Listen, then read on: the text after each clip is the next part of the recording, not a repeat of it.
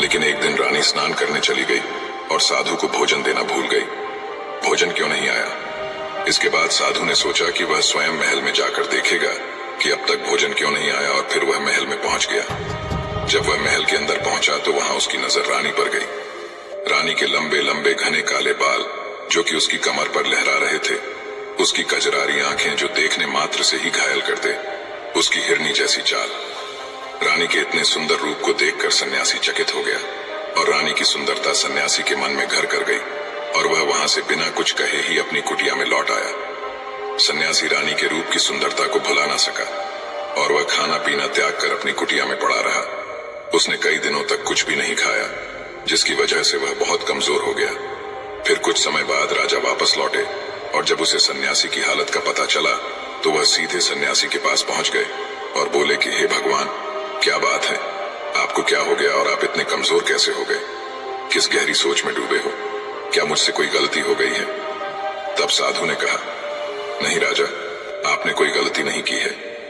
यह सुनकर राजा बोले, तो फिर क्या बात है, आप मुझे बताइए, मैं आपकी समस्या का समाधान अवश्य करूंगा। ये सुनकर तपस्वी ने राजा से कहा कि आपकी रानी की अद्भुत सुंदरता को देखकर मैं उसकी सुंदरता पर मोहित हो गया और अब मैं रानी के बिना नहीं रह सकता।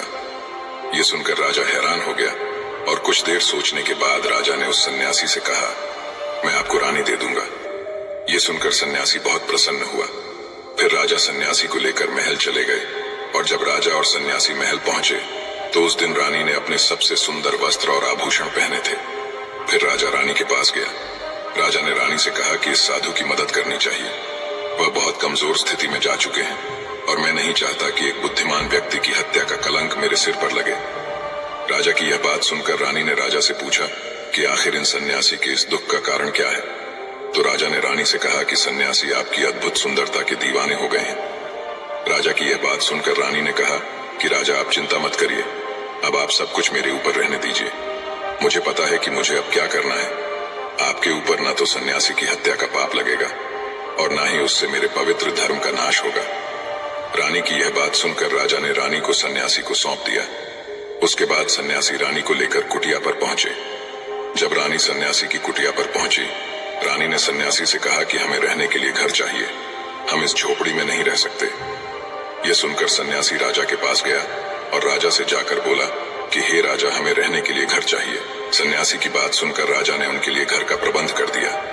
फिर सन्यासी रानी को लेकर घर पहुंचा।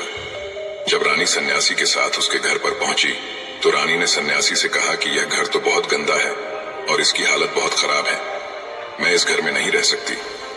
यह सुनकर सन्यासी फिर से राजा के पास गया और राजा के पास जाकर बोला, हे राजा, जो आपने हमें घर दिया है उस घर की हालत बहुत खराब है। सन्यासी की बात सुनकर राजा ने उसे घर की हालत ठीक करवा दी।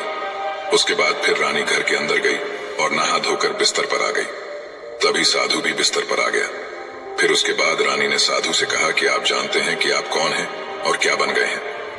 आप एक महान साधु थे जिनके लिए राजा स्वयं सभी आवश्यक चीजें उपलब्ध कराते थे, जिनके पास दूर दूर से लोग ज्ञान प्राप्त करने आते थे, जो लोगों को सत्य का मार्ग दिखाते थे, जो लोगों की समस्याओं का समाधान करते थे, जिन्हें सभी लोग गुरु मानते थे, जिसे सब लोग भगवान मानकर पूजते थे, और आज आप वासना के कारण मेरे गुलाम हो गए।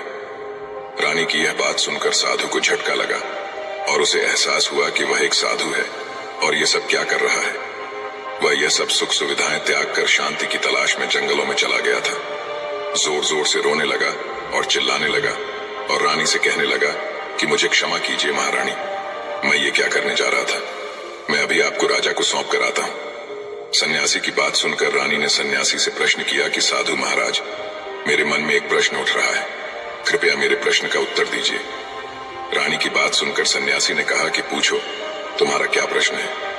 फिर रानी ने कहा कि जब आपको उस दिन भोजन नहीं मिला तो आप बहुत क्रोधित हो गए।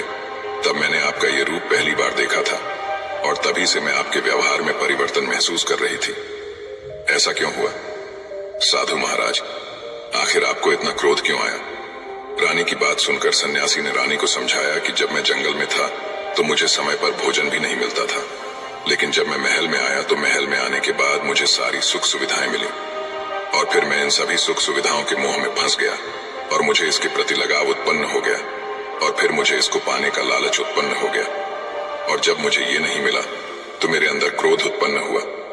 फिर सन्यासी ने कहा कि महारानी, सच तो ये है कि अगर इच्छा पूरी नहीं हो तो क्रोध उत्पन्न होता है, और अगर इच्छा पूरी हो जाए तो लालच बन जाता है। फिर सन्यासी ने रानी से कहा, यह इच्छा की पूर्ति ही मुझे वासना के द्वार तक लेकर आई है और मैं आपके प्रति आकर्षित हो गया। इसके बाद वह सन्यासी रानी को लेकर राजा के पास गया और बोला कि राजा, मुझे क्षमा कर दीजिए, मुझे अपनी गलती का एहसास हो गया है। ये लो आपकी रानी, मुझे ये सब नहीं चाहिए।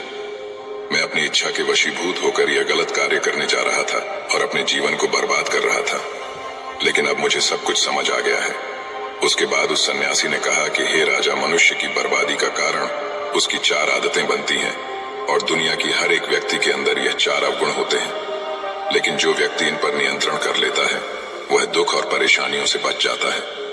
वही जो व्यक्ति इन 4 दोषों पर नियंत्रण नहीं कर पाता है वो बर्बाद होने के कगार पर पहुंच जाता है।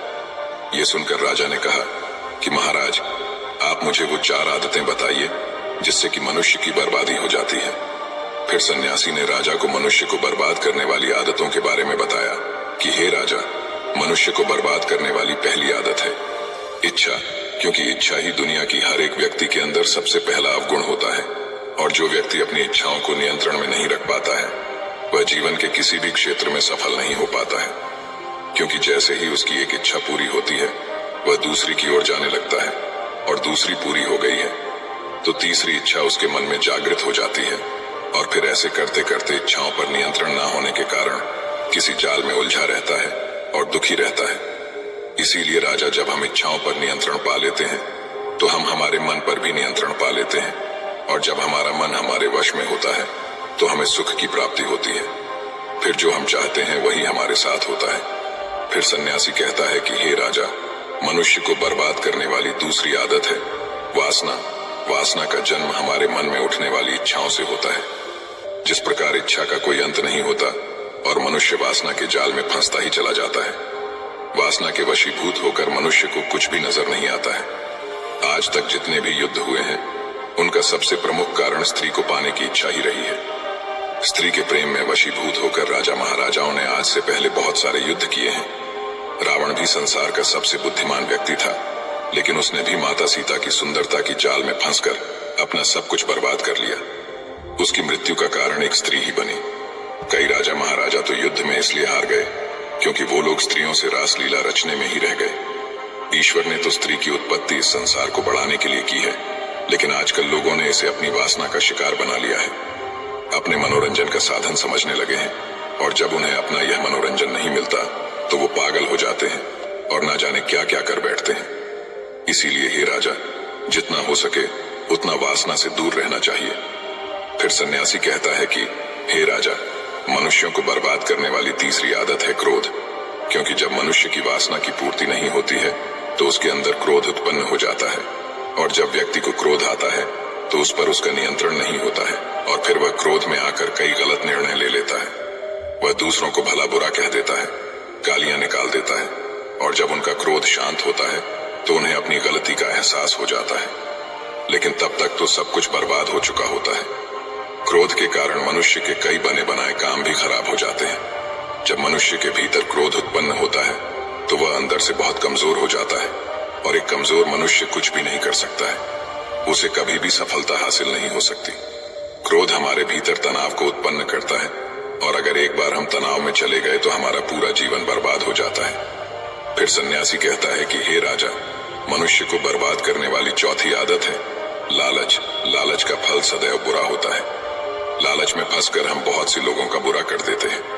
हर मनुष्य के जीवन में कभी न कभी ऐसे समय अवश्य आते हैं जब वह लालच कर बैठता है, और अधिक पाने की लालसा में वह कुछ ऐसा कर बैठता है जिससे जो उसके पास था वह उसे भी गंवा देता है। क्योंकि जैसे ही व्यक्ति की एक इच्छा पूरी होती है उसका लालच अधिक हो जाता है और उसके मन में और कई जन्म लेने लगती है। जो व्यक्ति लालच करता है वह कामयाबी से कोसों दूर रहता है, क्योंकि एक न एक दिन लालच का दुश्मन सामने आता ही है। अगर हम समय रहते ही लालच को त्याग दें और उसकी जाल में ना फंसें तो हम एक सफल व्यक्ति अवश्य बन सकते हैं। फिर अंत में सन्यासी राजा से कहता है कि हे राजा, अगर मनुष्य इन चारों आदतों को त्याग देता है तो उसे जीवन में सफल होने से कोई नहीं रोक सकता। जो इन आदतों को नहीं त्यागता है उसे जीवन में बर्बाद होने से कोई रोक नहीं सकता। मैं एक सन्यासी होकर इसकी जाल में फंस गया था, तो सामान्य मनुष्य तो इससे बच नहीं सकता। इसीलिए हे राजन, मनुष्य को इन आदतों से हमेशा बचना चाहिए। दोस्तों, उम्मीद है आपको ये कहानी जरूर पसंद आई होगी।